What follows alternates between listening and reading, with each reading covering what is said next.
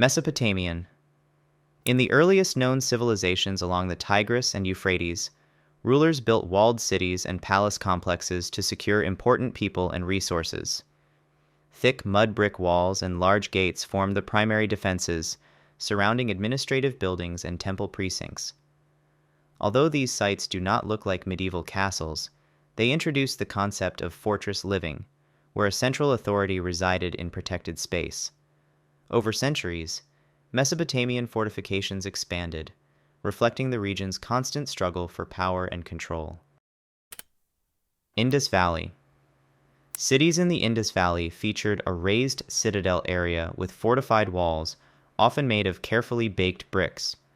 These enclosures overlooked the lower residential zones, creating a clear hierarchy of spaces for governance and defense. While there is less direct evidence of large standing armies, the overall layout suggests an organized approach to protecting vital storage areas and elite dwellings. These settlements rank among the earliest examples of planned, fortified urban life. Chinese walled. In ancient China, city walls and moats surrounded imperial and regional centers, reflecting a sophisticated understanding of defense. Over time, walls became larger and stronger, sometimes using massive rammed earth cores faced with brick. Gate towers, watchtowers, and corner bastions offered vantage points and controlled access. These walled complexes often combined military power with grand ceremonial buildings that showcased imperial prestige. Mesoamerican. Civilizations like the Maya and Aztec sometimes defended their ceremonial centers with walls, steep cliffs, or limited access points. At Tulum, perched on a coastal bluff, high walls combined with natural barriers to protect sacred structures. These fortified sites also revealed social hierarchy, with elite residences and temples inside the walls, while common dwellings lay beyond. Though different from European castles, they embodied the same idea of safeguarding authority and religious treasures. African stone. Various African cultures developed stone fortifications that served political and economic roles as well as defense. Great Zimbabwe featured towering dry stone walls enclosing a royal complex, and other kingdoms along the Swahili coast built coral stone fortresses near trade ports. These walls provided security for ruling elites, while also projecting the power of the state. Skilled stoneworking methods demonstrated regional craftsmanship and local architectural traditions. Hilfort. In prehistoric Europe, communities often built hill forts on high ground, using earthworks, wooden palisades, and deep ditches. These enclosures provided refuge during raids and created a visual symbol of communal strength. Over time, hill forts evolved to include more complex gate systems and internal divisions. Though less elaborate than later stone castles, they introduced the strategic idea of combining natural elevation with man-made fortifications. Motte and Bailey. After the Norman conquest of England, Motte and Bailey forts spread quickly, using earthen mounds and wooden fences for quick defense. The Motte was a raised mound, crowned by a timber or stone keep, while the Bailey was an enclosed courtyard that housed daily life and stored supplies. Though relatively simple, this arrangement allowed nobles to secure territory fast. Some Motte and Bailey forts were upgraded into permanent stone castles, but their basic layout influenced castle design for generations. Norman. Norman castles featured stone keeps with thick walls and narrow slit windows, often built atop earlier Motte and Bailey sites. These keeps projected authority, allowing the ruling class to watch over surrounding lands. Defensive innovations included gatehouses, drawbridges, and fortified towers to repel attackers. Though comfort was still limited, Norman castles set a new standard for permanent stone strongholds that symbolized feudal power. Romanesque. Across Europe, Romanesque castles continued the trend of thick masonry, sturdy towers, and rounded arches. Embellishments were minimal since the focus was on withstanding sieges, but the style shared some influences with Romanesque churches in terms of heavy, solid construction. Castles of this era often dominated the landscape, helping lords and bishops maintain military and political control. Their plain, fortress-like exteriors underline the ongoing need for strong defense. Crusader. During the Crusades, Western knights and military orders constructed castles in the Levant and surrounding regions. They blended European fortress know-how with local influences, adding thicker walls and layered defenses to handle advanced siege weapons. Sites like Crac de Chevalier stood on strategic heights overlooking roads and trade routes. These castles showcased a fusion of cultures while serving as bases for ongoing conflicts and territorial control.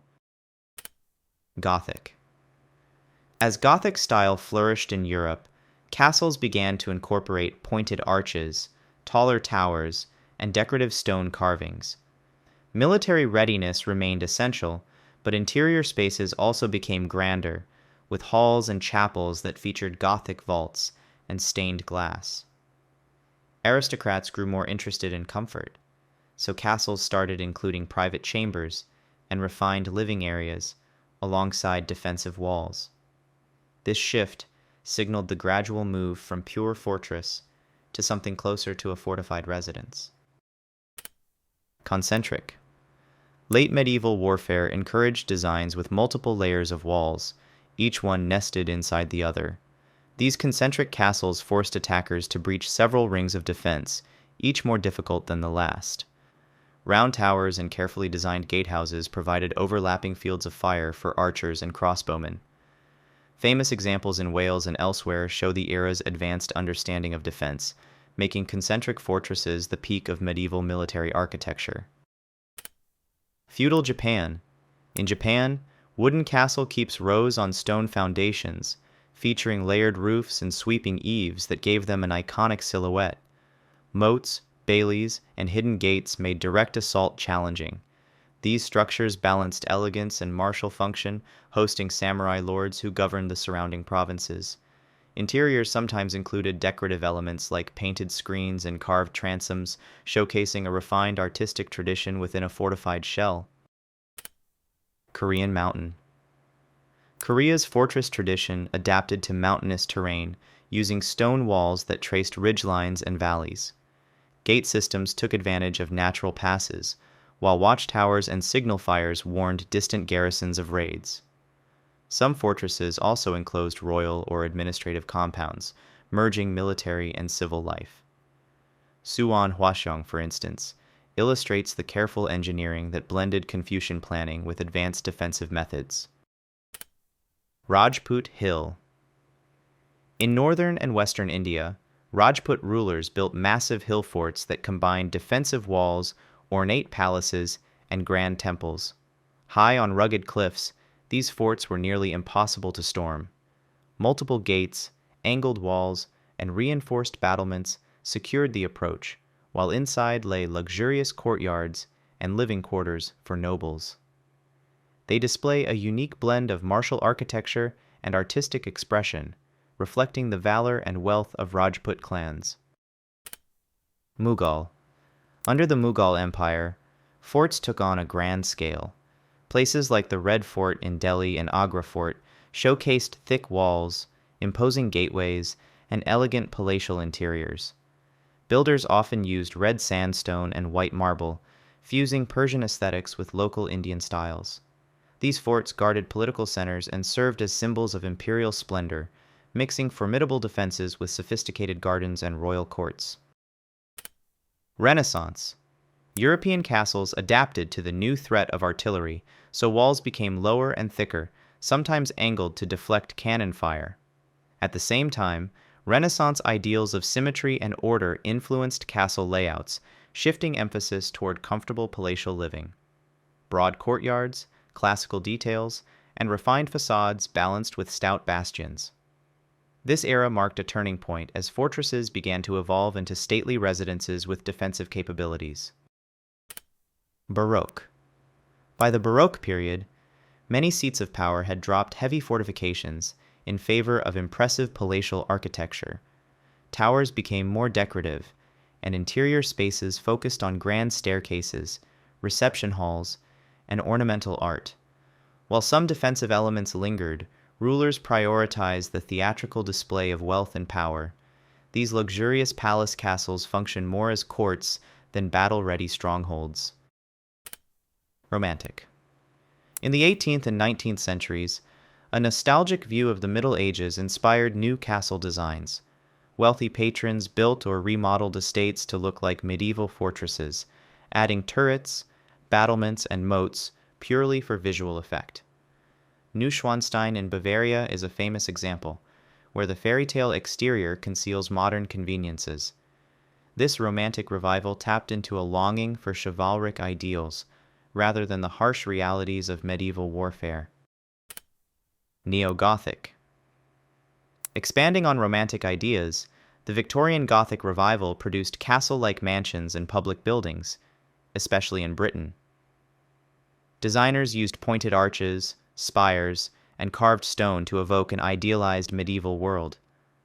Although some large estates retained defensive silhouettes, they primarily served as symbols of status. Interiors often boasted stained glass, ornate woodwork, and other details that combined modern comfort with medieval flair. Folly and modern. Today, some people construct castle follies on their land, intended as whimsical showpieces rather than serious fortresses. Others build fully functional modern homes inspired by castle architecture, complete with towers, crenellations, and drawbridge-style entrances. While these structures include features that recall medieval grandeur, they offer contemporary amenities inside. The allure of castle imagery lives on as a blend of fantasy, tradition, and architectural ambition. Of course, there are countless sub-niches and local variants out there. This list just gives you the main highlights of how castles developed around the world. If you feel I missed a hidden gem, let me know in the comments down below. Thanks for watching, and remember to like and subscribe if you enjoyed it.